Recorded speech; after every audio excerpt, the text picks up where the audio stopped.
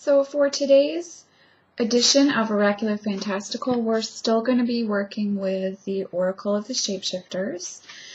Feeling really just comfortable with this deck right now, with this series, and like that we might even be going over the entire deck together, maybe not. We'll see where time takes us, but still feeling really drawn to work with this deck for today's edition.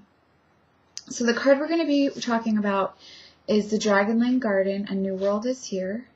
A new world is born. And this is going to be an example of a card. The image is the same for both versions of the deck. This is going to be an example of a card where my personal work with the card has brought forth a bit of a different meaning than the written meaning, especially. The written meaning has a lot to do with letting go of the past, stepping into your true self, giving of yourself, seizing the day. Let's see. Shift from the focus of the old self and the thousand petty worries and complaints that we could conjure up should we wish to, and we will still be of service. Do kind things, be cared for. There's no further need to worry, only to live well and in kindness and serve something greater. When you have chosen to do this, something truly miraculous will take place. The people and beings of the old world will fade away, and in your new world will be happiness, bliss, and enthralling contentment. Now you are free. So I really feel like when I've worked with this card, the message has been that yes, you're stepping into a new experience, but it's not one of serving and giving and a focus on the greater good, even though that is something that many people align spiritually with as being part of their tradition, service, that kind of thing. It's really come forth for me lately that the best way that we do the greater good, the best way that we're in service for others, is to really be in service for ourselves, because we are all one. And if we believe that, then we have to give ourselves the same love and attention and the same belief in the deservance of our own happiness as we do for others, as we would feel for others. So to me, the Dragonling Garden is not talking about stepping into a space of doing for others, but of actually discovering what makes us happy, so we can really leave the past behind and really focus on the beautiful space that we've stepped into. And I'm going to share a quote today with you all from Teal Scott, the Spiritual Catalyst. And I just need to pull it up here. The quote says, and this is from a workshop that she did in Santa Fe, and you can find that on her YouTube page. You can find the whole workshop. It's really beneficial to watch. But she said to one of the people that she was just talking to, from universal perspective, nothing I do is frivolous if it's in the name of joy. Do you care about yourself enough to do this? So you think life has to mean something more than joy, but that's only because you haven't tasted joy. And that's what she was saying to someone that she was working with. And this really, really struck me, and I've been really thinking about this a lot and processing this, especially as there's a lot of things going on and changes in my life as well, just like for all of you, for all of us. If it's not bringing us joy, then why are we doing it?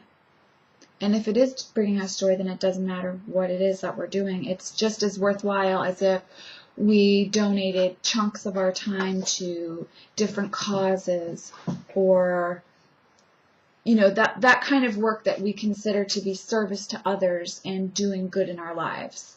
And so it's really about changing that focus from having to give and that experiencing joy as something selfish, and it can't be the meaning of life, to actually stepping into a space where whatever gives us joy is what we're doing and what we're primarily concerned with. And so for some of us to be thinking about that, to be interacting with the Dragonling garden in that way, that means that if you aren't experiencing, hold on, lost the ninny. If you aren't experiencing joy in your life, the idea of walking away from that is scary and it's a huge, huge thing. But I think that really is what Dragonling Garden is telling us, is that we have to be doing what brings us joy. And if we're not experiencing joy, and if we don't even know what joy feels like in our life, then we have the responsibility to change that. And the universe is always giving us a mirror to see what it is that we need to have the strength to change. It's showing us what's not serving us any longer and what we don't want, so that we can experience what we do want, so we have more clarity on what we do want. So if we're having no joy in a work environment, but we feel like we have to stay in that work environment because that's how we take care of ourselves, we're not experiencing joy, we're not serving the greater good, we're not stepping into a new world and a new way of being.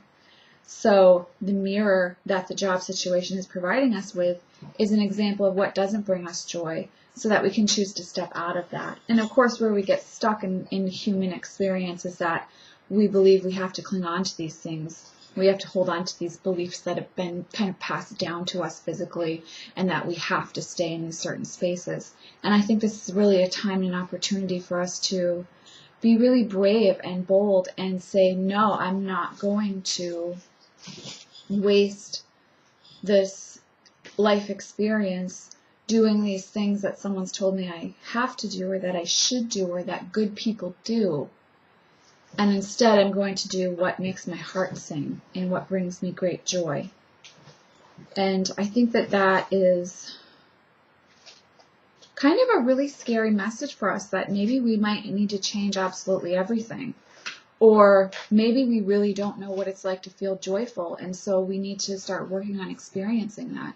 And that's scary. It's scary to think about stepping out there and being vulnerable. I was having a conversation with another very powerful healer this week, and we were talking about that being vulnerable being this, where we're opening up in our heart and really stepping up to having an experience. And so this is really scary, this idea of shedding off the protection, and through vulnerability comes our courage, through being vulnerable and saying, we're going to take that leap of faith, we're going to make that jump, we're going to do what we need to do. That's really necessary, but really scary too. And so I think there's a great push now for us to at least start questioning for ourselves what's worth it and what's not worth it for us, and what makes us happy and what doesn't make us happy. And we can see how by not following our bliss, as Joseph Campbell has told us to do, or expressed for us, not told us to do, but expressed for us, if we're not following our bliss, we can see, in our own parents, in our own societies, in the ways that we were raised, when you're not following your own bliss, and that there is no joy, and what's passed on is a continuous kind of a negative belief that we're continuing to pass on. And so we need to keep coming back to experience, okay, this isn't working, this isn't working. Not that we need to. We choose to keep coming back to experience that, because I don't believe that we need to experience something if we haven't learned the lesson in this life. So really, Dragonling Garden for me, it doesn't mean a whole lot of what the written meaning shares with us. I think she's really complex, and she's really causing us to question and focus on the actual experience of joy and choosing to be brave enough to have that experience. So I think that she is always giving us a pause for thought in realizing, okay, I'm stepping into a new space.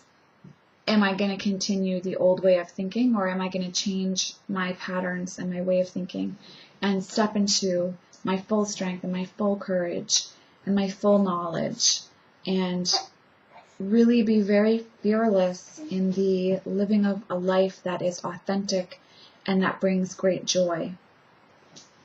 So I would encourage you, if Dragonling Garden shows up, choose to have the experience of doing something that brings you pure joy today, something that makes you feel really good. And that might be sitting on the couch for 10 minutes, for 20 minutes if you never sit down. That might be spending time outside, going for a walk, doing something like that, or reading a book, or just doing something that brings you pure joy, and not needing to justify that or feel any sort of guilt attached to that. That's why we're here. So let's actually experience that joy and then see how much our perspective shifts through the experience of that joy, and how we can begin to gather the strength and the tools to ensure that our entire life and our goals and our focus, for lack of a better word, is around experiencing that joy, because this dimension is the mirror for us. If we are experiencing joy, then everyone can experience joy. So it isn't a giving away of our life to the greater good in this kind of martyr way. No, instead it's, I'm going to live in a state of joy, of pure potentiality, of just simply the blissfulness of being.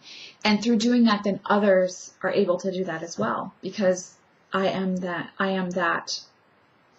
So I don't know, this card kind of always makes me think a lot, and I'm not surprised that she showed up while I'm kind of really, I guess, going over these things and reintroducing myself to these ideas and this shift in perspective, and having a powerful exchange. Yeah, a powerful exchange. That's what I'm looking for. So I would really encourage you to go check out the Spiritual Catalyst's YouTube channel if you haven't started watching her already. I'm sure that many of you watch her as well. She's a real gift to us all. She's a gift to ourselves that we've given ourselves, and really encourages us to take action. So that's really great. So I hope you check out her channel. Let me know what your experience with the Dragonling Garden is and how you feel, what she brings up for you. And another beautiful image. Deer's there again, and Deer's still been here all week. So really, really powerful medicine that Deer's giving us too right now about being gentle with ourselves and finding our joy. So I will see you all in the next video. Thank you for watching.